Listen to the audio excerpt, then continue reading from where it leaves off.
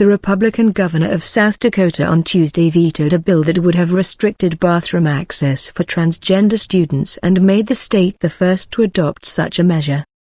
Governor Dennis DeGayard put out a statement late in the day saying that the bill did not address any pressing issue facing the state, and that it would have put schools in the difficult position of following state law while knowing it openly invites federal litigation. The measure was pushed by conservative legislators who said it was an effort to protect the privacy of all students. But it appeared to conflict with the Obama administration's interpretation of federal civil rights law and seemed likely to be headed for a court challenge. If and when these rare situations arise, I believe local school officials are best positioned to address them, Mr. DeGayard wrote in a letter to lawmakers announcing his decision. Instead of encouraging local solutions, this bill broadly regulates in a manner that invites conflict and litigation, diverting energy and resources from the education of the children of this state. State Representative Fred Deutsch, the Republican who introduced the South Dakota bill, said he would not seek an override. Mr. Deutsch has said he believed that the Federal Education Department had overstepped in its interpretation of Title IX, which bans sex discrimination in federally funded education programs, and that students' biological sex should determine which restroom they use. Mr. Deutsch said he had spoken with Mr. DeGayard shortly before the veto statement was released. It was an honest, sincere effort to protect the bodily privacy of our children, said Mr. Deutsch. He said he had sought to provide accommodations for transgender youth in the legislation. But opponents of the measure had argued that it would have created a stigma for transgender students and made them stand out in a way that would be uncomfortable. Now the state also realizes that I'm a human being, too, said Thomas Lewis, a high school senior in Sioux Falls who is transgender and spoke against the bill. Now there's less fear for trans people to come out because no one's going to prevent them from using the bathroom they prefer. Transgender issues have emerged nationwide amid the increased visibility of transgender people, and in the wake of the legalization of same-sex marriage nationwide and civil rights protections for gays in many states. But access to bathrooms and locker rooms has repeatedly been a sticking point.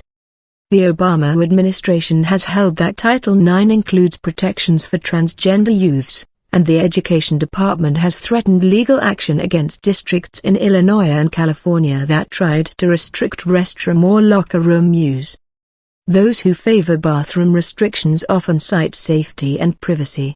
In Missouri, high school students protested last year when a transgender girl sought access to the girls' bathroom and locker room.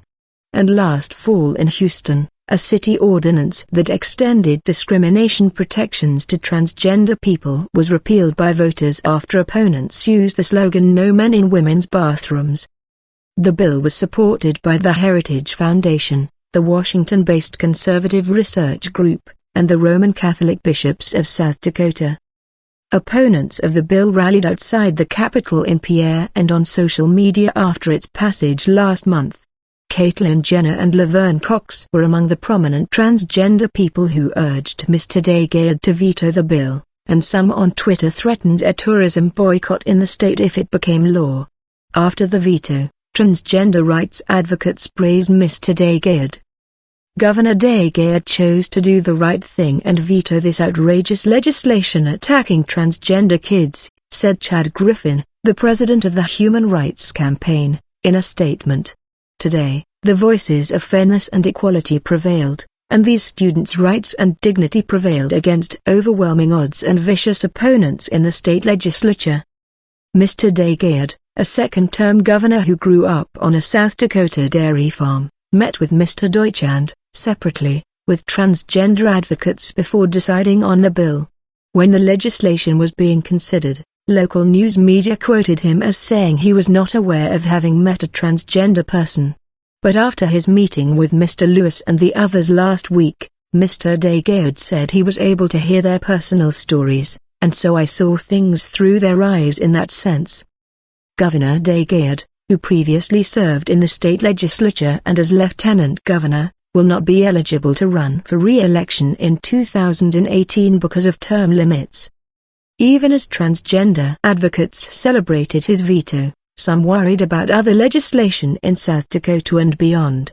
A bill that would restrict transgender students' participation in high school sports passed the South Dakota House last month and is pending before the Senate. Mr. Deutsch said Tuesday that he needed time to think about whether he would introduce a version of his bill again next year, but said, "I've talked to legislators from many states who want to do something similar to this." Some opponents had expected Mr. Dakota to sign the bill, which had broad but not unanimous support from his fellow Republicans in the legislature.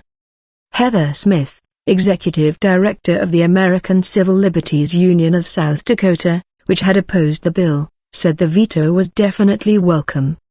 "I think this is a very powerful statement for South Dakota students that their governor respects them and wants them to feel safe in school," she said.